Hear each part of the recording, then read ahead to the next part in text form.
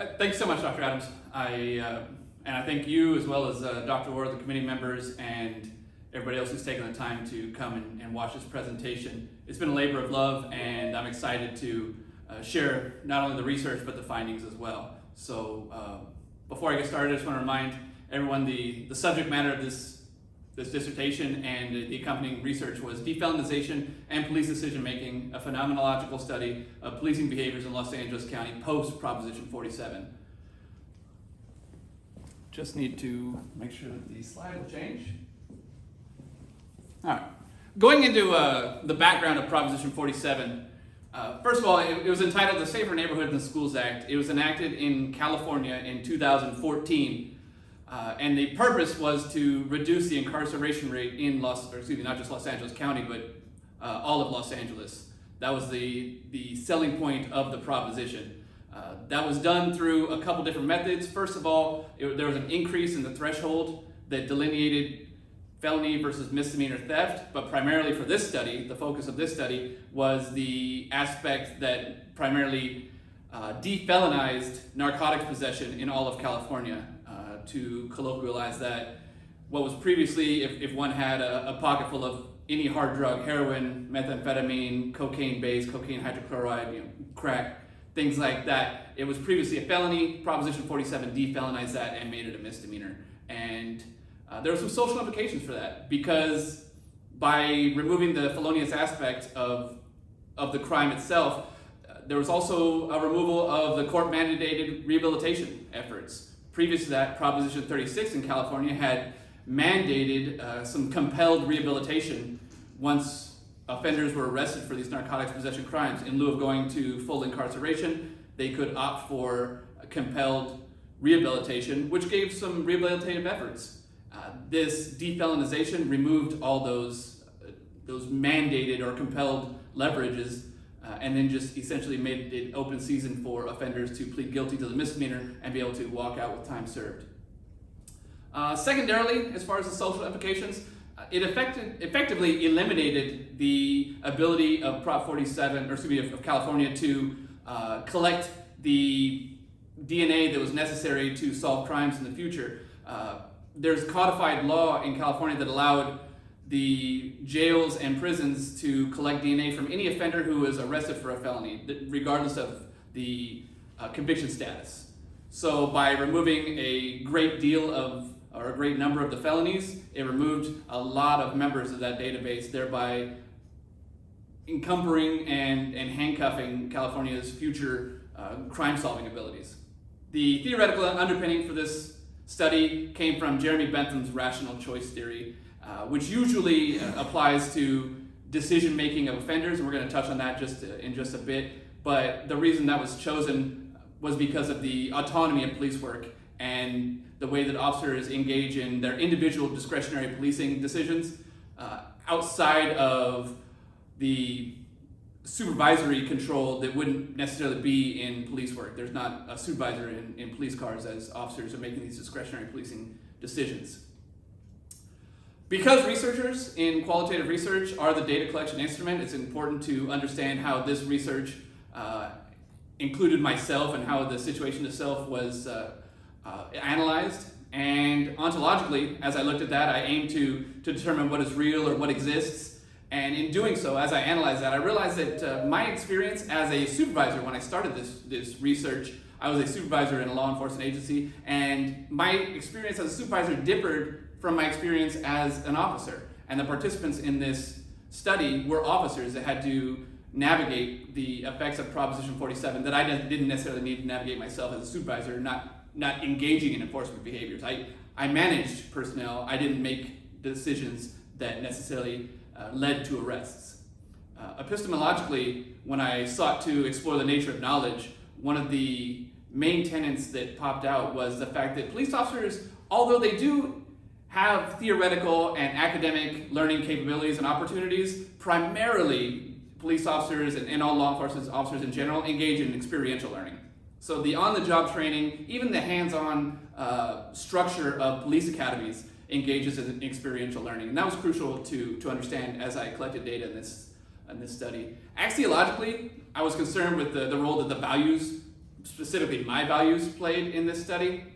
And I realized through analysis that my values were rooted in primarily being raised as a son of a preacher. I discovered, and it was instilled upon me in that role of being the son of a preacher, that I discovered that there's a balance between being just and being fair. Just because it is just to enact punishment doesn't mean it's fair, depending on the situation. And that balance that one has to engage, whether it's in theological lines or even enforcement lines, law enforcement, street enforcement lines, there is always going to be a balance that one walks that thin line between ensuring that what is just and what is fair both come together.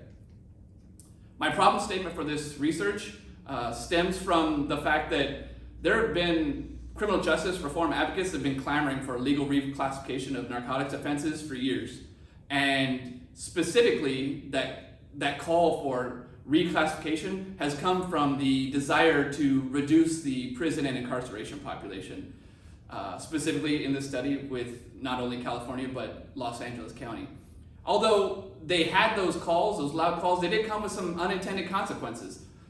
Those unintended consequences manifest themselves in altered enforcement methods and also sheer reduction in arrests. There didn't appear to be the legislative intention of this codified reclassification in narcotics offenses, but despite the legislative intent, it does appear that those unintended consequences did take place. Proposition 47 seems to have affected the discretionary policing decisions of officers to engage in these discretionary policing decisions because of this alteration in consequence, alteration in penalty, and just there's a palpable change in enforcement behaviors.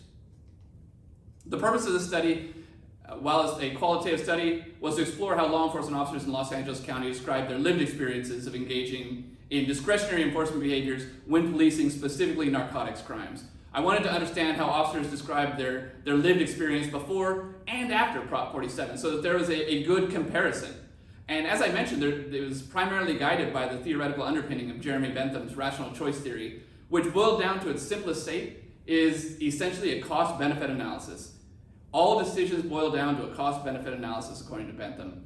Primarily, those decisions, when he introduced this theory, were associated with offenders. Offenders, could they be dissuaded from engaging in criminal behavior if the consequences were sufficient enough? However, this study expanded that definition to not only the offenders, but those that engaged in enforcing the law that those offenders break.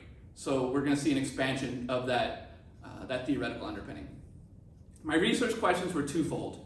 My first research question was, what does Prop 47 mean to law enforcement officers in Los Angeles County in relation to the self-efficacy to police narcotics offenses?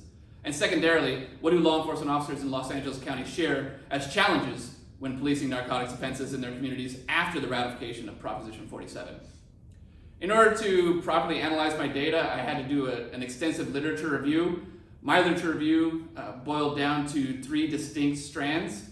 The initial strand was defelonization, decriminalization, and legalization, understanding the definitional differences and similarities of those three terminologies, as well as understanding that these three methods are the primary cause of prison reduction through legislative reclassification of narcotics. Secondarily, the literature review broke down to discretionary decision-making. And I realized through that extensive literature review that these discretionary decision-making options within law enforcement span a great deal. It's a very wide theme. They span all the way from general managers making departmental purchasing decisions all the way down to the individual law enforcement officer making discretionary enforcement decisions. And then tertiarily, the officer motivations was the final strand. There was within that peer-reviewed literature, and especially through Prismakova and Vanderbilt in 2020, one of the things that they did was examine the peer-reviewed literature specifically as it applies to studies that look at demotivation versus studies that look at motivation of law enforcement officers. And interestingly, what was found was that the literature that discusses demotivation outnumbers the literature that discusses motivation by a factor of 7 to 1. So there's a heavy slant towards the negative, and that played a key role in some decisions in this research. After conducting that literature review, one of my next step was to determine where the gap in the literature, the gap in the knowledge stood. So the bulk of the defelonization literature focused primarily on quantitative analysis of crime and arrest statistics. Because there was the quantitative analyses were focusing on crime stats, arrest stats, they already were able to figure out the what in this study. They knew whether or not the crime had increased or decreased and arrests had increased or decreased after Proposition 47 as compared to before Proposition 47. So because those quantitative researchers had already determined the what, I wanted to determine the why. I wanted to determine how are these lived experiences of the officers making those decisions impacting the arrest rates and the crime rates. Looking beyond that, I realized that when there was, although the bulk of the research was in quantitative research, when there was qualitative research, the bulk of that literature tended not necessarily to engage and examine enforcement decisions. Primarily, it seemed to explore force decisions, whether or not officers what their rationale was for using force as opposed to making arrests. So I saw another gap there. So those two strands combined together seem to inform my decision and discovery of the gap in knowledge, and realizing that the gap existed in understanding experiences of the officers in their day-to-day engagement in discretionary enforcement behaviors. This research methodology, as previously mentioned, was a qualitative study because previous research was so heavy in quantitative methods. And Proposition 47, those effects were previously viewed only through crime and arrest data, and I wanted to view it through those who actually had those lived experiences, that actually experienced the phenomenon. And because I was looking at the phenomenon, that's what led me to the most obvious choice of phenomenology, specifically transcendental phenomenology as opposed to hermeneutic phenomenology, because it was critical to understand that my role as a supervisor played a part in that decision. My role as a law enforcement supervisor meant that I didn't have the same experiences as the participants in my study. My participants were exclusively officers who had to navigate Proposition 47 while making these enforcement decisions as opposed to making personnel decisions. And I wasn't going to be able to take their information, their quotes, and their experiences and translate them through my own eyes. I needed to see their phenomenon for the first time. And that's why transcendental phenomenology was the most applicable. Had I been an officer during the time Proposition 47 was implemented and I ever had to navigate those same decisions, then by all means, a hermeneutic phenomenology methodology would have been most applicable. But in this case, you'll see that this data is viewed through transcendental phenomenology. Moving on to the population.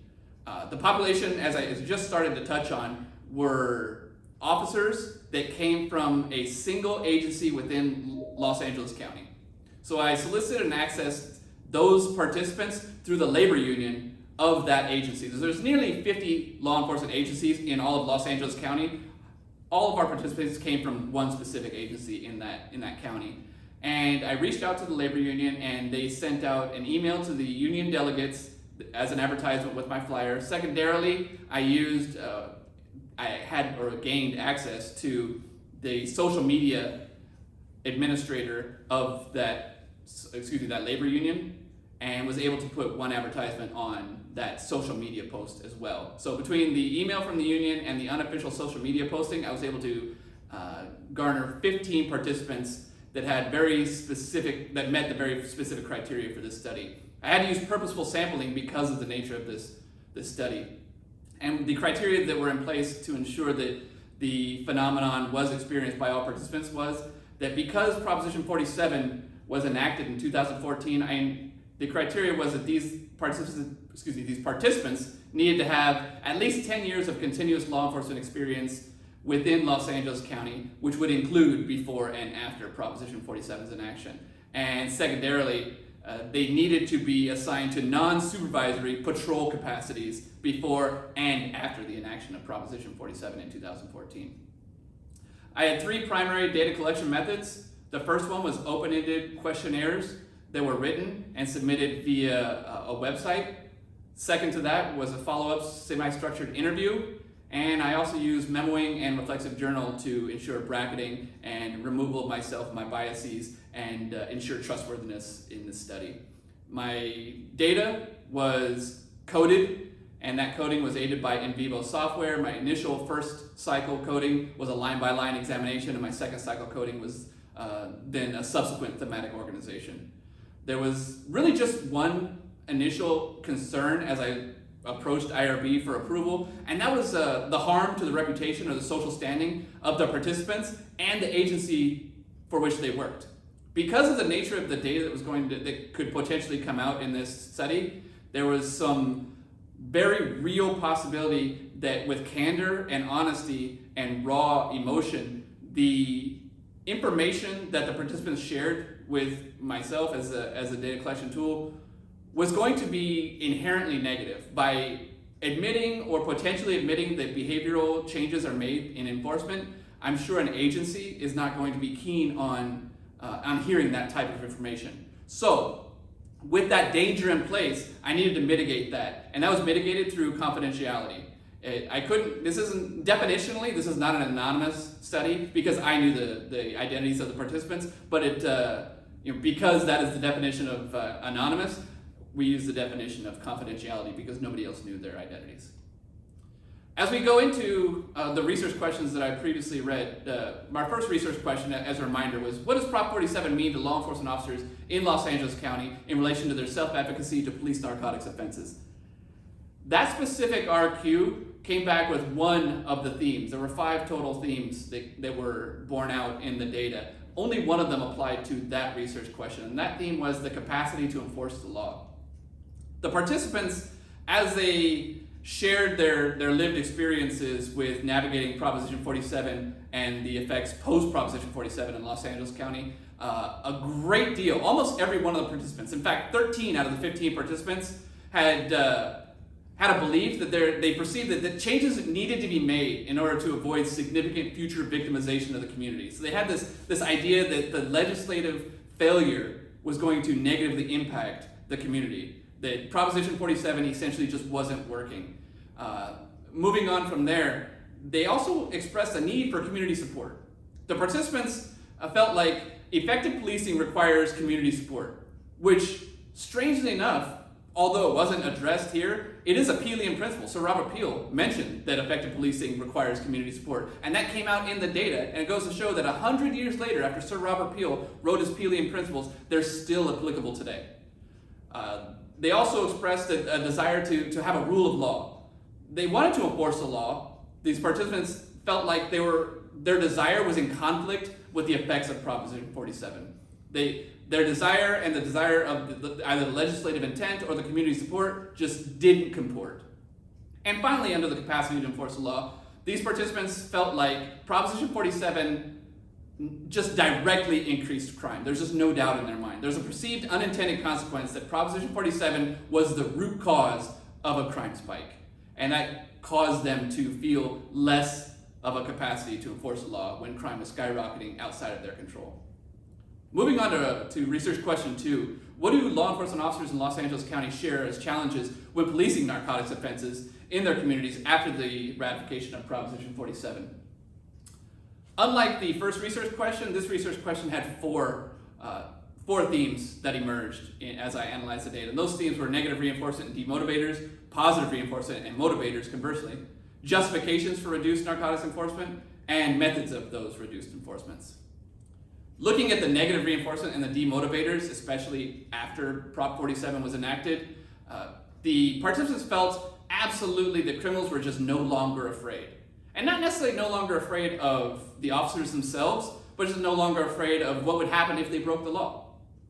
And the reason that they felt this way, these participants felt that the criminals were no longer afraid, is just the blatant nature of the violations that were occurring in front of officers that never used to occur prior to Prop 47.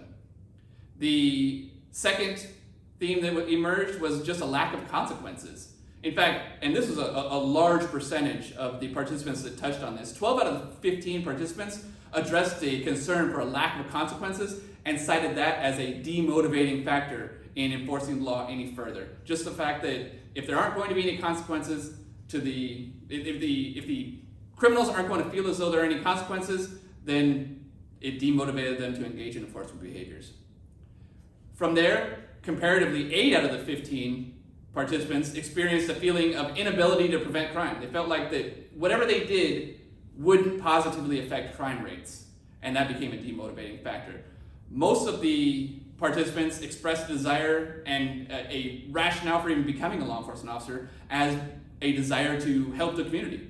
And when that was taken away, there's a perception that Proposition 47 took that ability away and they couldn't help the community. There was a realization that Proposition 47 played a role in creating just an inability to help the community.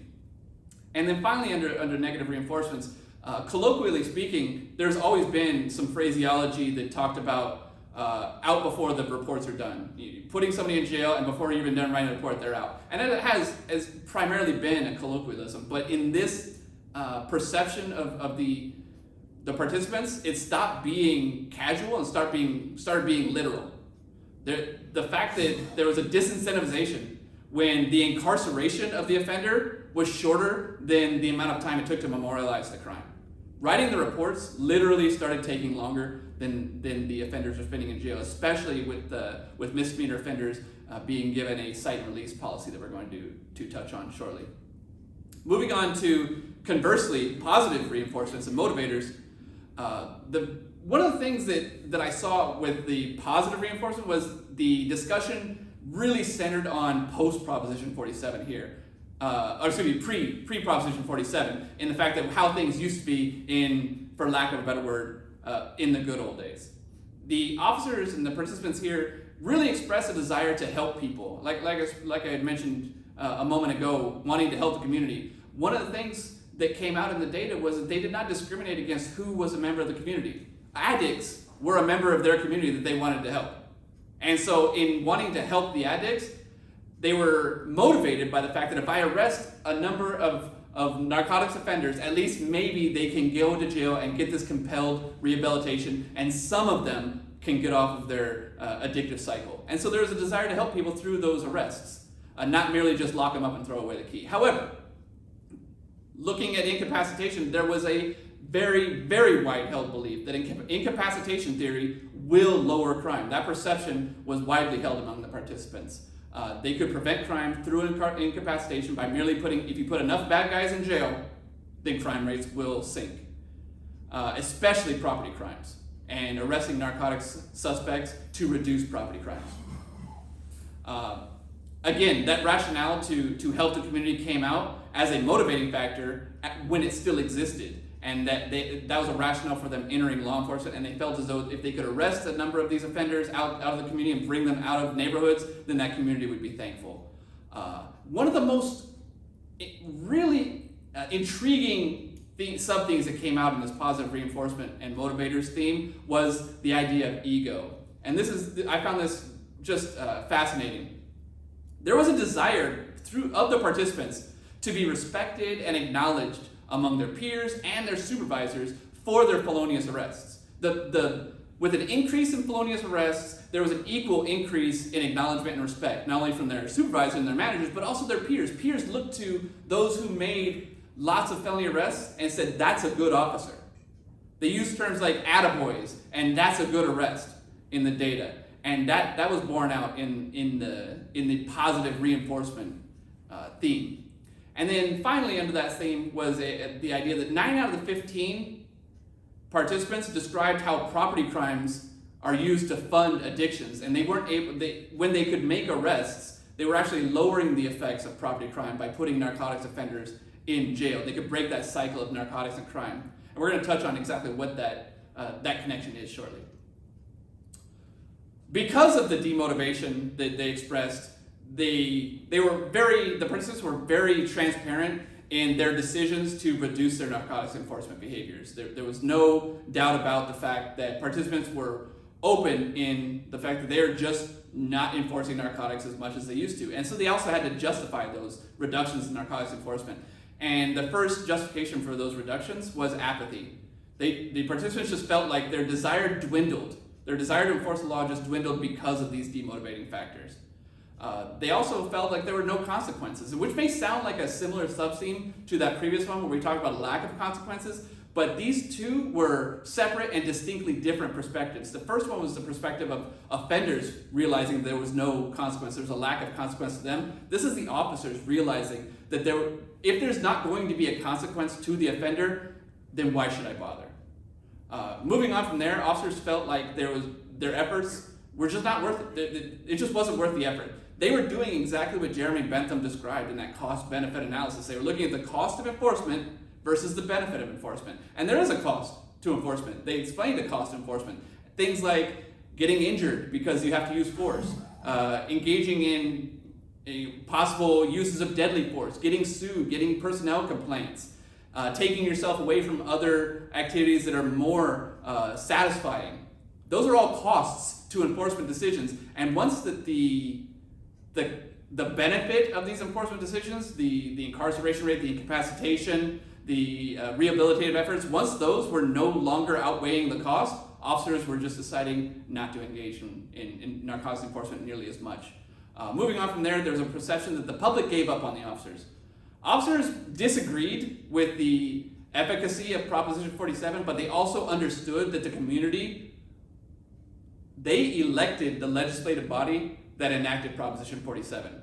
And because this community was supportive of those writers of Proposition 47, although the officers may disagree with Proposition 47, they realize that the community is the one who employs them, and the community is the one who determines the officer's effectiveness. And because of that, if the community wanted it one way, then the officers were giving it to them that way.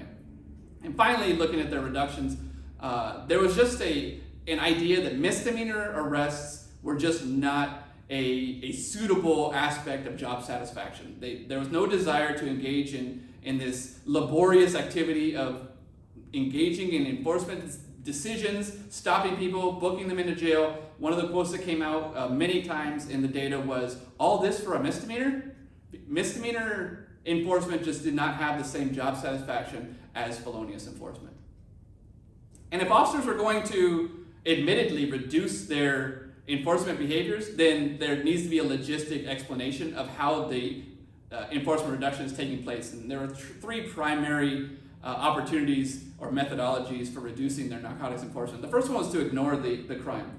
This is very poignant. When I spoke to the participants, I was very thankful at the raw candor of the participants when they talked about post-Proposition 47, literally seeing a narcotics offender on the side of the road, ingesting narcotics, and making the active decision, the cost-benefit analysis, and deciding engaging in enforcement behaviors in that person is just not worth it. They use terms like smile and wave, just keep on driving. They were literally just driving by people ingesting narcotics because it was no longer felonious. Secondarily to that, while not everybody ignored crimes, they would engage in criminal behaviors, or excuse me, they would engage in enforcement behaviors. If they saw them, they took an active, proactive role in trying not to observe them. So many officers are aware of their patrol areas, and they know where narcotics offenders frequent. They know where high crime areas are versus low crime areas. These officers are making the proactive decision to not go into the areas where they knew they would find drug offenders. That way they would not have to ignore them. If they didn't see them, they didn't have to deal with them. And then finally, because of the defelonization codification in California, there were additional enforcement options that were given to the law enforcement officers. Specifically, no longer did narcotics offenders need to be booked into jail in a lengthy process of dropping off and fingerprints and photos and such. There was an opening, a newly authorized enforcement tool of citations that was opened up to these officers as an option in lieu of custodial arrest. So officers were electing to, if they did engage in these enforcement behaviors, just give them a citation, tell them when their court date is, and move on to the next problem. As I looked at the data and then compared it to my previous literature review, several points of data supported studies that I saw in that literature review. First of all, Gratte et al. In 2017 discussed a reduction in penalties and how that reduction in penalties may lead to a corresponding lack of motivation for officers to make arrests. And that was 100% borne out in the data. Officers were absolutely penalty motivated in their enforcement decisions. These officers, They only wanted to, I shouldn't say only, they primarily wanted to and were motivated by the aspect that a felony crime was more satisfying than a misdemeanor crime. There were terms like elephant hunters. They wanted to go out and find the big game. And then when Proposition 47 and legislative intent of Proposition 47 reduced the size of that proverbial size of that game, they no longer wanted to hunt that game anymore. Predictably, there were significant reductions in felony arrests after these narcotics crimes were defelonized, and that's just mathematically based. Statistically, if there are less felonies codified on the books, there just have to be less felony arrests. And then regarding the reduction in those arrests post Proposition 47, the reduced arrest rates could be informed by one of two things, either a lower enforcement rate or a reduced rate of offense. And that's what Bird et al. had examined in 2020. And this data supported that, the fact that Bird found that there wasn't a reduction in crime, it was a reduction in enforcement, absolutely. However, not all current literature was supported by this study. There were some studies that the data refuted. And that was, first of all, Meyer et al. In 2017 found that crime rates universally declined after defelonization. And while they did find that, they found that in a quantitative analysis. However, the officers in my study had a perception that conflicted with that numeric data. Their perception was that crime was skyrocketing as opposed to universally declining. And so that there was a bit of a conflict there. It did refute a little bit of Meyer et al.'s data. Secondarily, officers, they tend to, according to Pearson et al. In 2018, they tend to maintain previous enforcement decisions regardless of legislative changes, regardless of defelonization or reclassification. They're going to just maintain the status quo. And my study refuted that. It showed that with legislative changes, officers will find the path of least resistance. If there's not a motivation to enforce the law, then officers are going to stop enforcing those laws. And then prior to Prop 47, there was no decrease in productivity when there were other less labor-intensive options that were available. And this study also refuted that, because prior to Prop 47, there were easier options. But officers didn't choose those options until Proposition 47 defelonized and reduced the penalties, and thereby reduced the motivations. Looking at the theoretical implications, this study specifically expanded Jeremy Bentham's rational choice theory from mere application to offenders and deciding whether or not offenders can be demotivated from breaking the law, and seeing if officers can be demotivated to enforce the law. And that's crucial to understand when you're looking in any kind of discretionary decision. See, the rational choice theory holds that decisions are going to result from a cost-benefit analysis. And it showed that, and as it was posed by Jeremy Bentham back in the 1700s, it showed that offenders can be deterred with the proper negative reinforcement. And in those cases, the negative reinforcement was incarceration or just those theories of punishment. However, in that same vein, because we applied it and expanded it to officers who are enforcing the law, we found that those decisions, those enforcement decisions, can also equally be deterred with the proper negative reinforcement. And those negative reinforcements come from, as I move on to the empirical literature, there are some negative reinforcements of losing that leverage of incarceration. Officers were motivated by the leverage of incarceration. They were motivated, one, because they felt as though incapacitation, that theory of incapacitation, absolutely works. It was their perception that if you put enough folks in jail, you're going to lower those crimes, or lower those crime rates. And because Proposition 47 took those options away, they were demotivated by that, losing that leverage. Secondarily, they were motivated by that leverage of incarceration that subsequently caused compelled rehabilitation. They felt as though the offenders could be helped and rehabilitated if they were arrested enough times, and given that Proposition 36 compelled rehabilitation. Then finally, the idea that officers were motivated by the leverage of incarceration because it positively affected their ego. They were given the accolades, they were given the letters of commendation, the attaboys, they were told that they were making good arrests, they were being given prestigious assignments based on their productivity of felonious arrests, whereas there was a perception that misdemeanor arrests wasn't going to help anyone's career. Moving on from there, Proposition 47 reduced the participants' capacity to enforce the law through their own perceptions. Officers believed that defelonization of narcotics crimes directly resulted in an increase in crime. that direct increase in crime stemming from legislative failure and no fault of their own really had the officers with a perception that they were being handcuffed in their primary responsibility of enforcing the law. There's a connection that almost to a person each participant described, and that connection is between drug addiction and theft-related crimes. Participants felt as though, and described in detail, that narcotics offenders, narcotics addicts in general, as that addiction spirals, are unable to hold 9-to-5 jobs. And so, one, if they have no employment to fund their life and an addiction that's going to propel their life, narcotics cost money, and if you don't have a job, you have no money. The only option was to engage in property crime to fund that addiction. And because that connection between drug addiction and theft-related crimes was through the perception of the perception of the participants was increasing, it also led to their perception that they were losing the capacity to enforce the law. Finally, looking at the practical implications, threefold. There are three parties, three stakeholders that I feel could benefit from the results of this study the most. And the first of that are legislators.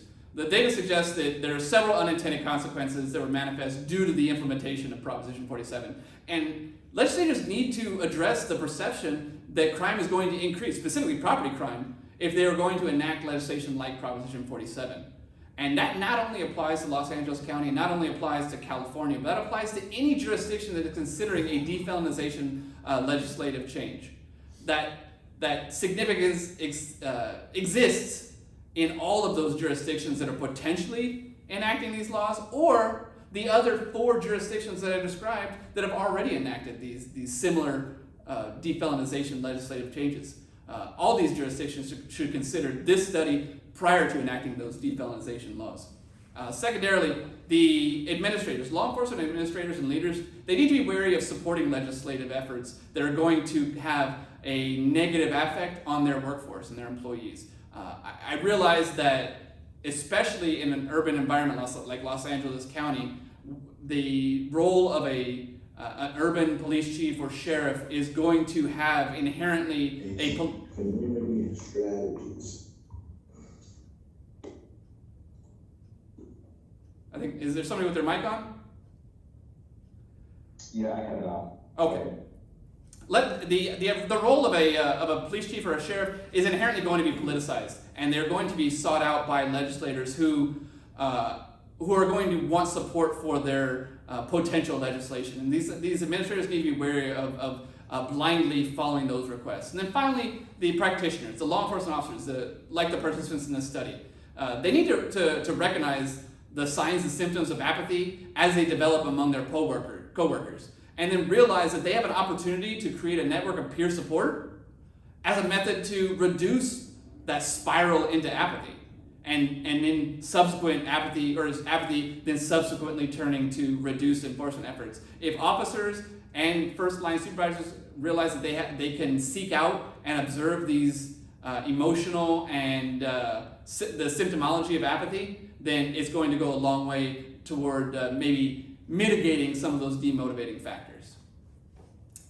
One last thing I wanted to touch on was the limitations that were seen in this, or experienced in this study. And the first limitation was the social desirability effect. Hayo in 2021 defined the social desirability effect as a tendency to respond in a way which people think is socially desirable. And in this specific situation, in this study, the socially desirable effect is not necessarily looking at a society as a whole, but looking at law enforcement as a mini society. Prop 47 is not popular among law enforcement officers.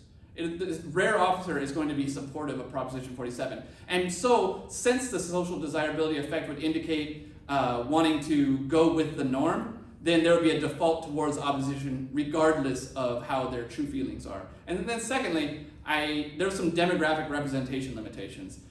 Despite the fact that the setting that was studied, the agency that was studied in this research, is a minority-majority agency, and that minority being Hispanic officers, this study's participants, because of the selection criteria, ended up being, of the 15 participants, 8 of them were white. 2 of them were female, and only 1 of them had an advanced degree. So each of those criteria, each of those demographics can have an effect on the personal motivations of that specific officer. And I want to touch on moving from the limitations to recommendations for future research. Because of that limitation, I recommend that the second bullet point there recommends that additional research should also include a population of female officers. And we should explore the concept that female officer motivation may differ than male officer motivation. Any demographic may have a shift in motivational aspects. And so looking at female officer motivation or those who had advanced degrees, or there could be some racial delineation that could be explored. Any number of those recommendations I support. And secondly, the first bullet point, I recommend conducting research to examine the lived experience of officers in the other 4 states, the other jurisdictions that have already enacted similar legislative changes in defelonization as Proposition 47, those being Utah, Connecticut, Alaska, and Oklahoma. And the reason I suggest that, or I recommend that, is just primarily due to replicability. I want to make sure that, and I think any qualitative researcher wants to make sure that there is trustworthiness, and replicability is how you measure trustworthiness, specifically confirmability. So to summarize, the study that we're discussing today explored how law enforcement officers in Los Angeles County described their lived experiences of engaging in discretionary enforcement behaviors when policing narcotics crimes. The research was viewed through the theoretical framework of the rational choice theory that Jeremy Bentham produced. I did have some recommendations for future research that I just mentioned, including exploring other jurisdictions that have enacted defelonization legislation, as well as seeking out to explore the motivations of other demographics to include female officers. And then finally, I want the key stakeholders to take these findings to heart: legislators, law enforcement administrators and leaders, as well as practitioners on the ground, the officers who are daily affected by having to navigate legislative changes. All of these can be these parties can be positively affected by the decisions whether or not to enact or not enact defelonization legislation. These are my references, and then I will turn it back over to Dr. Adams and Dr. Orr for any questions. Well, thank you, Stephen. Job well done. Job well done. Thank you for your rigorous and thoughtful explanation of your study. Dr. Orr, of course, you can take yourself off mute if you have any questions, but at this time, the first question that I would like to field is Dr. Orr, if you would have any questions. Dr. Orr is the dissertation leader for Stephen. I do have a question. And first of all, can you hear me? Yes, sir. Okay, great. Good evening. It's Dr. Orr, right? Is that who's speaking right now? I have been called worse.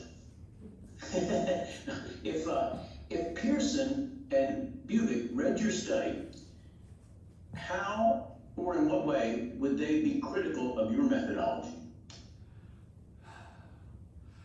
I think one of the things they would be critical of is maybe the myopic view of looking at purely the discretionary enforcement decisions based on narcotics, whereas they viewed a lot of more wide-ranging, and their study was, to flip that question around just a little bit, is I'm a little critical of how wide their study was. Some of that, Buvick looking at the enforcement decisions of nighttime police officers in club areas, which is such a generic view, and I think that they would have a little bit of conflict in my myopic view of solely looking at narcotics enforcement. But that being said, while I predict that would be a critical viewpoint of theirs, I would argue the point predictively argue the point that it needs to be looked at, because we're not looking at enforcement decisions of those who are engaging in club environments, because that's not a significant problem in the current literature. While their study was absolutely valid, it was not necessarily applicable to a lot of different venues, because they were out of the country. They were looking at Finnish, for lack of a better word, like a Las Vegas strip in Finland, and so it's not an applicable problem. Although they looked at the enforcement decisions, I looked at it more a problem that is more universal, and as the climate and the culture changes, especially in the United States with the rationalization of and the proliferation of decriminalizing narcotics as it becomes more and more, starting with the cannabis and then becoming with the increase to a lack of enforcement, and then ultimately just complete no longer prohibition of narcotics. It is now a current, viable, absolute, and tangible, and necessary study, and that's how I would argue their hypothetical critique. Very good. Dr. Adams, thank you. All right, thank you, sir. All right, I will now field questions from any guests. Again, please don't take yourself off of mute or show us your camera. Just type your question away, and I will read them to Stephen as I get them. So you will hear or observe a little pause while I read these questions, if there are any.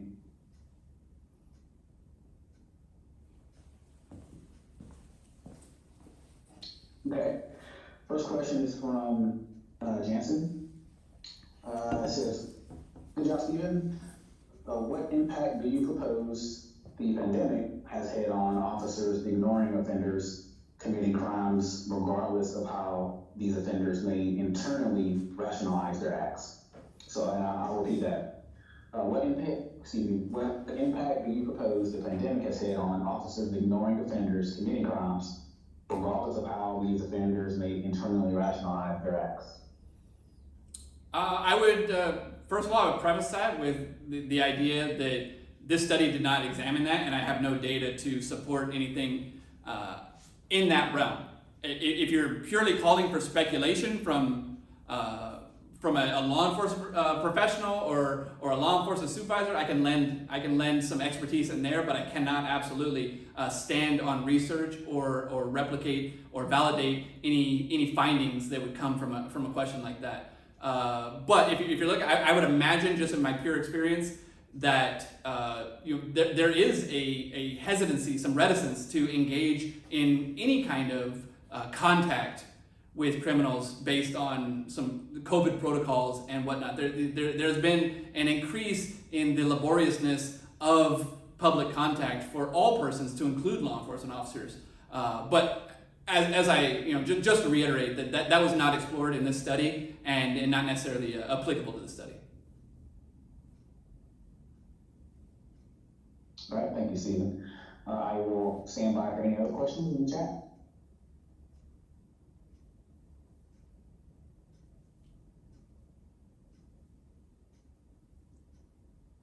And thank you for the comment at the beginning of that question.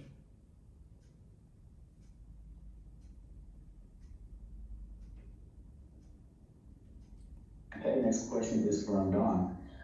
So Dawn asks, in the big picture, what would you recommend as a solution? Changing law possibly? Changing police training? Etc.? Again, I would have the same preface. The recommendations for legislative change were not a primary aspect of this research.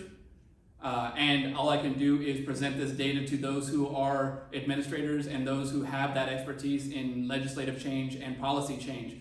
As a data collection tool, my job as a researcher is to collect that data and present it to those who can make those decisions. I don't necessarily have a positive affect or the ability to make those recommendations. But that being said, I would just merely by speaking to the participants and merely by hearing the lamentations of these officers who feel as they have these perceptions of legislators letting them down, community letting them down, losing this ego-driven motivation through no fault of their own, I would say at the very least there needs to be an examination of Prop 47 and its efficacy. If officers have such strong perceptions, I would recommend a reevaluation of the efficacy quantitatively. It isn't, especially with the conflict in perceptions, where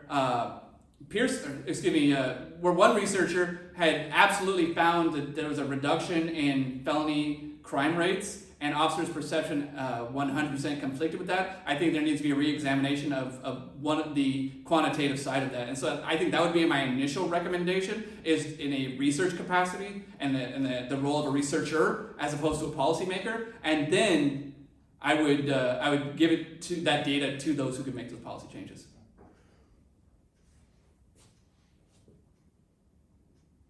Okay, thank you, Stephen. Okay, and Jansen has another question. She asked, why did you select Los Angeles County as a setting for your study?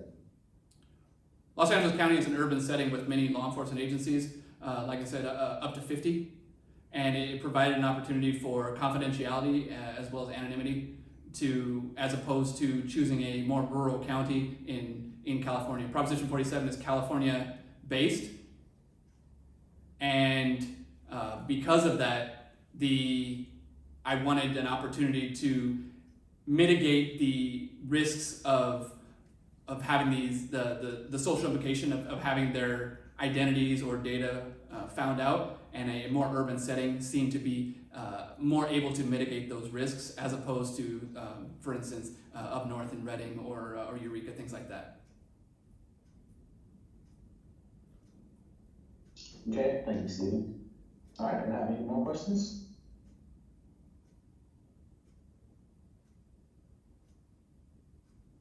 Thanks, Dan.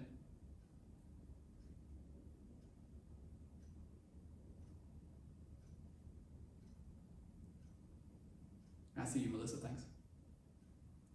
So we'll give it probably about 30 more seconds if we don't have any further questions.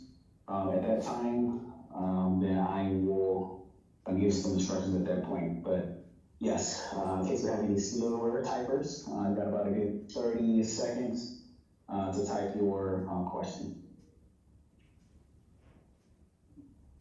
Okay, we have a question here from Dr. Mitage. He asks, what are your plans in the future about presenting this data? Thanks, Dr. Myers. I'm twofold. I shouldn't say twofold. I'm torn in that. I put a lot of thought in that. So there's an upcoming Academy of Criminal Justice Sciences. Their annual conference is coming up, and I realize that this data is far too new and it's not ready to be presented at that specific conference. But I'm torn between presenting it at a similar or next year's conference or publishing it in written journal form. I'm leaning towards publishing it in written journal form and using the 2 research questions to create some journal articles based on my findings. So although I've considered both sides of that, currently I'm leaning towards the written journal format.